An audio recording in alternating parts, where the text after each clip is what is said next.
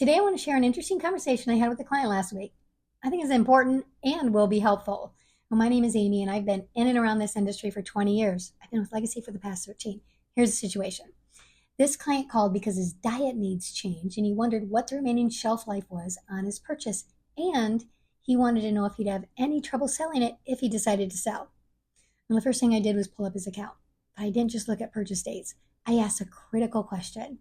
How have you been storing this? See, in this industry, shelf life just isn't about time. It's more dependent on storage conditions. You can have a product that's older and stored properly outperform something that's newer that's been sitting in a hot garage. Now, the good news was this client had done everything right: proper temperature, environment, textbook storage. Here's where it gets interesting. I always tell people never to buy food storage unless you can verify how it was stored. Sellers either don't know or they're not always being honest, so buyer beware. But many buyers, not knowing the storage rule, do the math and think 25 years no matter what, and just see what looks like a good deal. So I still stand by that statement.